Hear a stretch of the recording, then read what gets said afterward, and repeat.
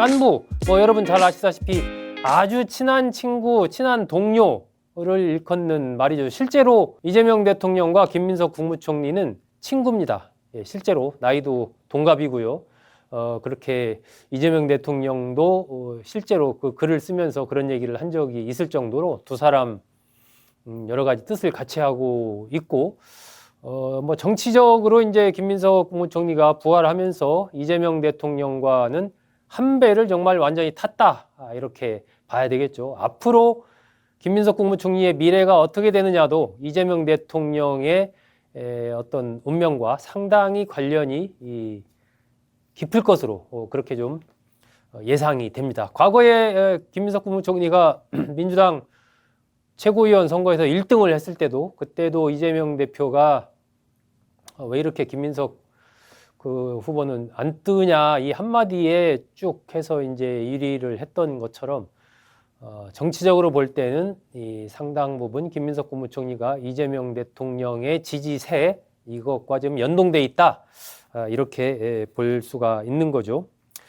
자, 김민석 국무총리가 올 4월에 책을 하나 냈었죠. 여러분 혹시 기억하실런지 모르겠는데 이재명에 관하여라는 책입니다. 김민석 국무총리 이 책에서 이재명 대통령을 이렇게 평가를 했습니다. 이재명은 집단지성의 힘을 믿는 토론형 정책 결정자다, 이런 얘기를 했거든요. 그만큼 이제 이재명 대통령의 어떤 리더십 스타일에 대해서 상당히 긍정적으로 좋게 평가를 한 거죠. 아마 이재명 대통령이 집권 이후에 김민석 국무총리 친구인 김민석 그 의원을 국무총리로 지명한 것도 이러한 그 대선 과정에서 함께 하면서 봤던 김민석 국무총리의 능력, 또 수석 최고위원으로서 당을 여러 가지 같이 당무를 봤던 그 속에서의 평가, 이런 것들 속에서 국무총리로 그렇게 내정을 했던 것 아닌가, 이렇게 볼 수가 있는 거죠. 그래서 이제 김민석 국무총리가 그동안에 내년 지방선거에서 서울시장에 출마할 것인가, 아니면 당대표 선거 내년 8월이죠. 거기에 출마할 것인가, 아니면 국무총리를 계속할 것인가, 여러 가지 이제 선택지가 오르내렸었고, 특히 서울시장 출마 얘기가 그동안에 많이 나왔었습니다. 기존에 지금 뛰고 있는 서울시장 후보군들이 그렇게 오세훈 시장과 맞붙어서 경쟁력이 앞서는 이런 이제 조사가 아직 안 나오는 상황이기 때문에 좀 약하다, 이런 평가가 나오면서 김민석 국무총리의 이름이 계속 거론이 됐었죠. 김민석 국무총리 인터뷰 보면은 어제 내용을 봤을 때는 이제 서울시장 출마는 접었다라고 판단한 것 아닌가, 이렇게 좀 생각이 듭니다. 어제 김어준의 겸손은 힘들다 뉴스공장이 유튜브에 김민석 국무총리가 출연을 했습니다. 여기에서 이렇게 얘기를 했습니다. 서울시장 나올 건가, 이렇게 인사청문회 할 때 물어서 제가 아니라고 했다라고 답변을 했습니다. 그래서 그러면은 민주당에서 좀 서울시장 출마를 원할 수도 있는 것 아니냐, 이렇게 또 물어보니까 거기에 대해서는 김 총리가 꼭 제가 나가야만 이긴다, 그런 것은 아닐 것이라고 보기 때문에 어차피 경쟁의 과정을 거쳐서 좋은 후보가 나올 것이라고 본다. 예. 그러면 출마를 하고 싶지 않은 건가, 아니면은 출마 가능성이 좀 적다라고 보는 건가, 어떤 건가, 이렇게 또 물어보니까 그렇게 안 될 것이라고 저는 본다, 이렇게 얘기했거든요. 그러니까 전체적으로 본인 김민석 국무총리 본인도 꼭 나가고 싶다라는 어떤 그런 의지를 표명하지 않았고, 또 전반적인 상황이 내가 나갈 수밖에 없는 그런 상황이 안 될 것이다, 이렇게 이제 얘기를 했거든요. 이 두 가지 측면, 본인의 의지와 상황에 대한 판단 둘 다 서울시장은 아닐 것이다 라는 얘기를 어제 했습니다. 이러한 맥락으로 봤을 때 김민석 국무총리가 서울시장에 뛰어들 가능성은 상당히 이제 낮아졌다, 이렇게 판단하는 게 현 시점에서 상식적이지 않나 싶습니다. 그렇다면은 이제 두 가지 선택지가 남은 거죠. 계속해서 국무총리를 하는 것과 당대표 선거에 뛰어든 것. 계속해서 국무총리를 할 수도 있겠죠. 내년 하면은 이제 뭐 1년도 안 되는 시간이기 때문에 중간에 어쨌든 사퇴를 지방선거에 뛰어들려면 그 전에 3개월 전에 사퇴를 해야 되고 당대표 선거에 뛰어든다고 해도 어쨌든 지방선거 이후에 사퇴를 해야 됩니다. 그러면은 국무총리를 뭐 1년 정도 한 거기 때문에 더 해도 되죠. 그런데 지금 이제 어쨌든 이재명 대통령으로서는 이 민주당이 다수당을 차지하고 있는, 그리고 그것도 압도적인 다수당을 차지하고 있는 상황이기 때문에 인사청문회의 부담이 있기는 하지만 다른 사람을 국무총리로 한다고 해도 큰 문제는 없다, 이런 판단을 할 겁니다. 오히려 이 당과 대통령실 간의 어떤 소통, 화합, 호흡 이런 것들을 맞춰가는 거, 이런 것들이 더 중요하다라고 생각을 할 수가 있겠죠.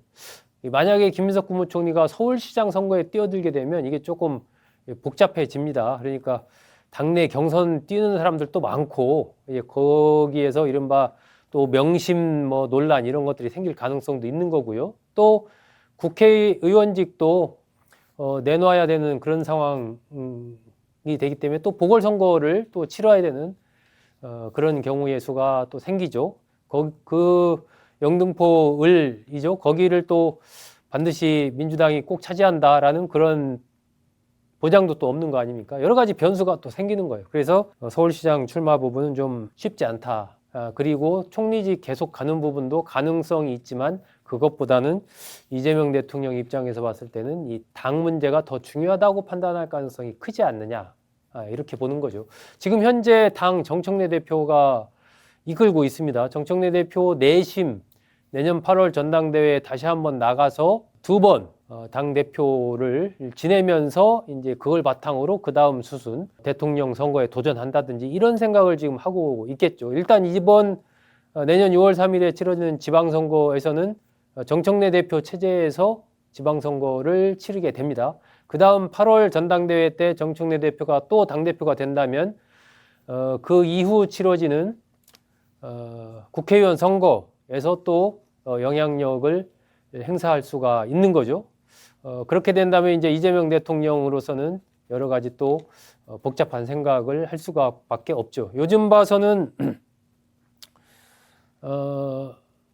대통령실과 당과의 호흡 문제가 계속해서 이제 지금 얘기가 되고 있지 않습니까? 좀 엇박자가 나고 있다, 뭐 명청대전이다, 언론에서 계속 그러한 기사들이 나오고 분석 기사들이 나오고 실제적으로도 속도와 그 어떤 수위를 둘러싸고 차이가 있는 것은 분명합니다. 그것은 뭐 우상호 정무수석도 얘기했고 강훈식 비서실장도 얘기했고 당에서도 뭐 박홍근 의원 등이 얘기를 했지 않습니까? 그것 자체를 부인할 수는 없는 거고 분명히 차이가 있는 것은 맞죠. 이재명 대통령으로서는 지난번 전당대회에서 박찬대 의원을 내심 밀었다라는 것이 뭐 정가의 정설이죠. 그렇다면 내년 8월 달 전당대회 때 박찬대 의원이 또 출마할 수도 있는 것 아니냐, 뭐 이렇게 생각할 수도 있지만 이 정청래 대표가 가고 있는 이러한 흐름에 이 박찬대 의원은 상당히 이제 안정감을 보여주는 이제 그러한 스타일이기 때문에 현재의 당원 중심의 이러한 구조 속에서는 박찬대 의원이 약진을 하기가 좀 쉽지 않은 그런 측면이 있고 이미 지난번에 한번 보여줬던 어떤 그런 경쟁력, 지난번 같은 좋은 기회에서도 이렇게 졌기 때문에 내년에는 더더욱 그런 부분들이 쉽지 않을 수 있는 거죠. 그러면 이제 박찬대 의원으로서는 쉽지 않다라는 판단을 할 수 있는 거죠. 그래서 생각할 수 있는 것이 김민석 국무총리가 당대표 선거에 나올 가능성, 이것이 이제 점점 더 그쪽으로 무게가 좀 가고 있는 그런 상황이라고 지금 판단이 됩니다. 결국 집권 중반기로 가는 이 측면에서 이제 당의 어떤 안정적인 대통령실과의 호흡 이런 것들을 가져가야 그 다음에 또 총선에서의 공천이나 이런 부분에서 그대로 이 대통령의 어떤 흐름들이 유지가 되는 이런 것이 굉장히 중요하다. 어차피 이제 뭐 2028년 총선이 이루어지기 전까지는 지금 민주당이 다수당을 차지하고 있기 때문에 당과 대통령실의 호흡 속에서 발맞춰서 나아간다면 여러 가지를 좀 할 수 있다라는 판단을 이재명 대통령이 하지 않겠습니까?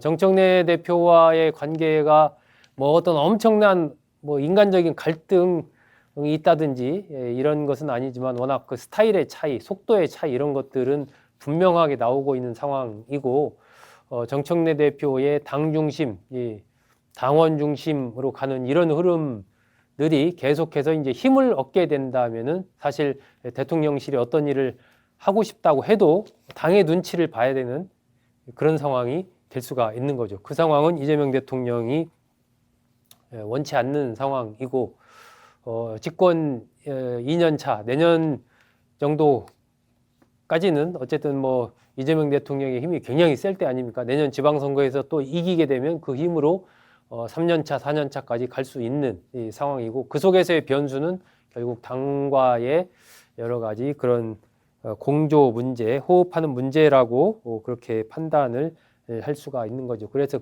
이재명 대통령이 이른바 그립을 꽉 쥐고 가기 위해서는 당 대표의 변화가 필요하다라는 판단을 할 수 있는 것이고 그랬을 때 이제 정청래 대표와 맞서서 할 수 있는 그런 인물은 역시 이제 김민석 국무총리가 아니겠느냐 뭐 이렇게 하는 볼 수 있는 분석 이것이 이제 점점 힘을 얻고 있는 그런 상황입니다. 결국 이재명 대통령으로서는 중요한 두 사람을 어떻게 내년에 쓰느냐에 따라서 이 전체적인 전국을 어떻게 끌고 갈 것인가가 상당히 결정되지 않을까 생각합니다. 일단 처음에 출범하면서 국무총리는 김민석, 당은 박찬대, 내심 이렇게 생각했던 것이 여기서 이제 하나 좀 어긋난 거죠. 그렇기 때문에 내년에는 김민석 국무총리와 강훈식 비서실장 이 두 사람을 내년에 어떻게 쓰느냐 그것에 따라서 지금 뭐 그 서울시장, 국무총리, 당대표 이 세 가지가 지금 여러 가지가 이렇게 맞물려 가는 그러한 흐름입니다.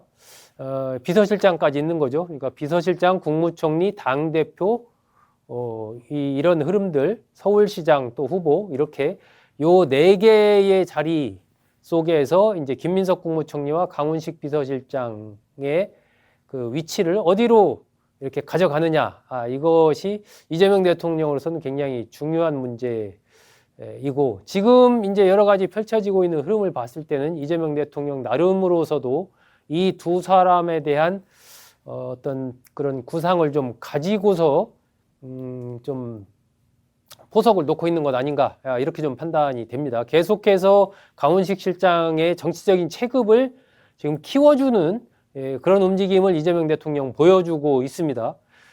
김민석 국무총리는 보이지 않게 좀 소리가 많이 나지 않지만 좀 내실 있게 일을 처리하는 그런 모습을 보여주고 있습니다. 조용하지만 힘이 되는 김민석 이런 스타일이고 좀 요란하지만 좀 엇박자가 나고 있는 정청래 이런 생각을 지금 대통령실에서 하지 않을까 이렇게 좀 판단이 되는 거죠.